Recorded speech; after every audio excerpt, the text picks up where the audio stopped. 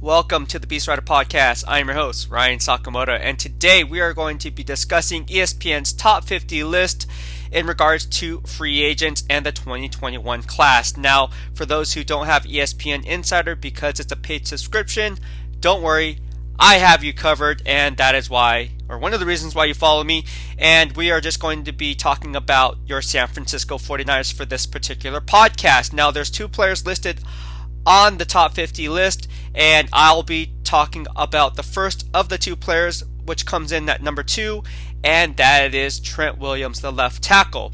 Now, before I go ahead and talk about that, I just want to say thank you for each and every one of you for subscribing to my channel. Be sure to turn on the bell notifications if you have yet to do so you get notified when I go live or when I upload content. Also, I'm still noticing about 87% of you are watching all my videos but have yet to subscribe to my channel based on my analytics, so go ahead and hit the subscribe button in the lower right hand corner of your screen as you stay up to date on all things Beast in real time. Alright, so let's go ahead and talk about Jeremy Fowler's top 50 list as it pertains to the San Francisco 49ers, Trent Williams, who comes in at number 2. ESPN Jeremy Fowler said, let me just pull it up. Dun, dun, dun, dun. San Francisco tried to re-sign Williams before the regular season, but might have missed the window. After a stellar year in the Bay, Williams is eyeing top-shelf left tackle money. Very true. If he goes to the highest bidder, Jacksonville needs just about everything and has $74 million in cap space. Protecting Trevor Lawrence is a start. Obviously, everyone thinks he's going to be mocked there, though Williams might want to sign with a contender. So I'm going to have to agree to disagree with Jeremy Fowler. I don't think the 49ers were actually going to re-sign him. And if you watched my earlier podcast earlier in the year, right after the trade was made where they got Trent Williams, I said don't be surprised if he's just a one-year rental, kind of like Emmanuel Sanders where he was a half-year rental as a mid-season trade. And the reason I say that is because when you actually, well, one, because I know people, but then two, when you look at what John Lynch is saying in real time, this is what he had to say after the trade was made and trading for Silverback. He said, I think the plan was to land him right now and then let the rest kind of work itself out. So, let me repeat that. John Lynch said, I think the plan was to land him right now and then let the rest kind of work itself out. Basically saying, yeah, we just kind of want him now because the Super Bowl window is now. However, based on financials, because obviously we have to re-sign Fred Warner. We have George Kittle at the time that they needed to re-sign, so we just tied up money into Eric Armstead. So there's a lot. D Ford was still under contract and still is under contract. So there's a lot of moving parts financially that made it hard for John Lynch to come out and say, yeah, man, we're going to re-sign. This is a guarantee. We're going to re-sign Trent Williams at the end of the year. I'm not too worried. That's why we made this move. No. He never said that. All right, so let's peel back another layer of the onion to get to the core. Let's talk about Trent Williams, specifically as Jeremy Fowler points out that he will probably go to the highest bidder and why that Jacksonville Jaguars make the most logical sense if he doesn't care about playing for a Super Bowl contender. He does come with red flags, right? In 2016, he violated the league substance abuse on PEDs and was suspended for the first 4 games of the season, and then the following year had a knee injury and forced him to miss an additional 6. He then didn't play, obviously, in 2019, had a contract dispute with Washington, along with some other off-field stuff, and then got traded and shipped out to San Francisco, and we all know the story. He's now an unrestricted free agent. So the question remains, what is Trent Williams? What does he bring to the table? And what is the value in terms of what he's worth? Well, he's easily the team's top offensive lineman, right? I don't think there's any question regarding that. And it's not even close. It's not even a discussion. It is what it is. Trent Williams, Silverback, is the 49ers' top offensive lineman and anchoring the blind side. So what's the cost, right? A premium position, best on the team along the offensive line. What's his value protecting the blind side? Well, you would think that Trent Williams would take a hometown discount to stay in San Francisco. Not so fast. Not so fast. And the reason I say that is because Trent Williams is one of those guys that knows his worth. Again, even before Trent Williams even came to San Francisco when he was with Washington, Chris Foerster at the time, who I would talk to during pregame warmups when he was the offensive line coach with the 49ers, I asked him, and again, it was in my earlier podcast once the trade was made for Trent Williams, but I went ahead and talked about that story, but I'm just going to reiterate that story just because it's relatable. And I asked Chris Foerster during pregame warmups when he was the offensive line coach, I said, hey man, like, who is the best offensive lineman you coach? And the reason I asked him that question is because I know he coached Trent Williams. So I wonder if he's going to say Trent Williams over Joe Staley. And he did. He said Silverback. Not even a question, Silverback. So fast forward to today, you know his value. Trent Williams obviously knows his own value. But again, it comes out what's the cost, right? So you're looking at an aging offensive tackle, but who is still playing in the prime of his career because obviously he just was voted to another Pro Bowl, making it 9 straight Pro Bowl berths, aside from 2019 because obviously he didn't play. So what's his worth? I'm thinking anywhere from the 15 to 20 million range, APY, right? So the question now remains, do you re-sign Silverback and mortgage your future? If you're the San Francisco 49ers, do you mortgage your future by re-signing left tackle Trent Williams? And the reason I say mortgage your future is because you got to look at it 2 to 3 year outlook, right? What's going to happen with Dre Greenlaw? He was a 2019 draft pick, and yet he is going to be an unrestricted free agent at the end of 2022. So you guys might look at that and be like, well, yeah, that's down the line, man. We haven't played 2021. That's 2 years from now. Okay.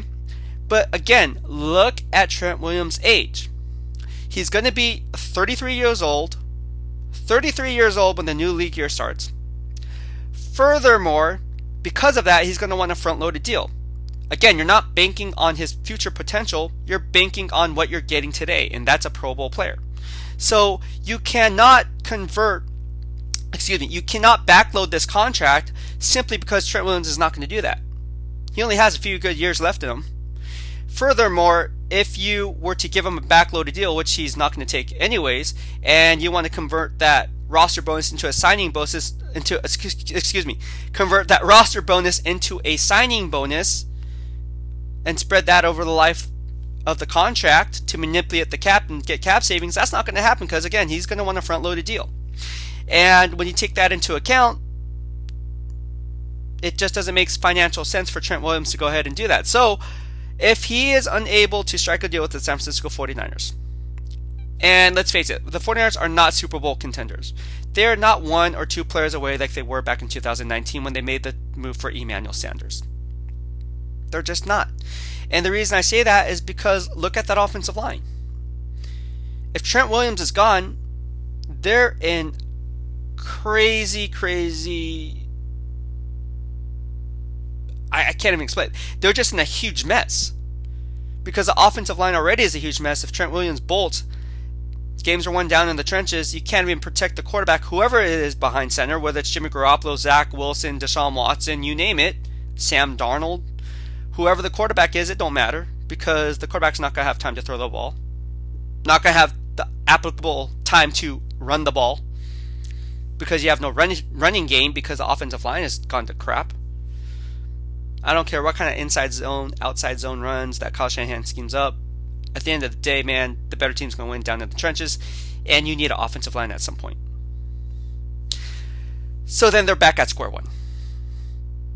Right? So again, you take it a step further and people are talking about, oh, we can trade Nick Bosa and get Deshaun Watson. Okay, like I said, you get Deshaun Watson, then how's that going to look on the flip side of the football? Where's your edge rush, pass rush going to come from, especially if Kerry Hyder Jr. is not re-signed? You don't have Hyder, you don't have Bosa, so then who's going to be screaming off the edges? Eric Armstead? I mean, I'm just saying. So, aside from that, who's going to man the other side opposite of Armstead if that comes to fruition? So you guys see what I'm saying? It just creates a huge mess. So that's why I believe that in my earlier podcast, once the trade was made for Trent Williams, I even said it. I said, watch, this is going to be a 1-year rental, and the 49ers aren't going to be able to afford him. And I think that was a bad move. But then again, if they did re-sign him, it was a good move because then you're inking a Pro Bowl type player. However, my gut feeling at the time, and it turns out that it's probably likely to be true, that he's going to be playing somewhere else because they can't afford him. Because again, there's other players where you don't want to mortgage your future when it comes to Fred Warner, guys like Dre Greenlaw, Nick Bosa's coming up, obviously. They already re-signed George Kittle and Eric Armstead, so the core foundational players have to be re-signed for the foreseeable future. If you re-sign Trent Williams to a long-term deal, you're going to be losing out on one or two of those players. So is it worth it if you're John Lynch? Absolutely not. Absolutely not. Now, if he takes a hometown discount, that's a different story, but as it turns out right now, I don't think Trent Williams is willing to do that. All right, so then it comes into what's the draft capital that they'll get in return, because if you lose a guy like Trent Williams, who was just in the prime of his career, off to another Pro Bowl berth, making it 9 for his career, then you're looking at the compensatory formula and how that plays in the 49ers' favor. Well, the algorithm for collecting that compensatory formula is very complex, right? So when you look at it, it's an algorithm that no one really knows the formula to, but there are some truths to that formula. One is performance, percentage of snaps played, offseason accolades and awards I just said, like Pro Bowl bursts, how much the player was making APY annual per year, and what's the plus minus differential from gaining free agents from losing free agents, and what's the difference in compensation. So those are the staples of the compensatory formula, and obviously that will weigh heavily once Trent Williams is playing for someone else, like the Jacksonville Jaguars, as Jeremy Fowler points out, or it's another team, like, who knows, maybe even the New York Jets. I don't know. If he doesn't want to play for a contender, I mean, Jaguars aren't a contender, so either are the Jets. And the Jets have hella money, even though they invested a lot of money in Mekhi Becton. And as a first-round pick, you can have 2 bookend tackles, and then at number 2, instead of going after Penei Sewell from Oregon, you can then roll the dice on the BPA and draft a wide receiver like Devontae Smith or Jamar Chase, or however you see fit. Pick your poison, Saleh. Pick your poison, Joe Douglas. All right, so that's what I see playing out. I think for this reason, I think it's best to let Silverback walk, because again, you don't want to mortgage your future. What are your thoughts on that, 49ers faithful? I know you guys have a lot to discuss regarding the situation. Please drop your comments in the section below and post your analysis, and let's talk football. I'll be sure to post my second podcast later on this evening in regards to Richard Sherman, because Jeremy Fowler has him ranked inside his top 50 free agents in the 2021 class. Well, that'll be it for right now.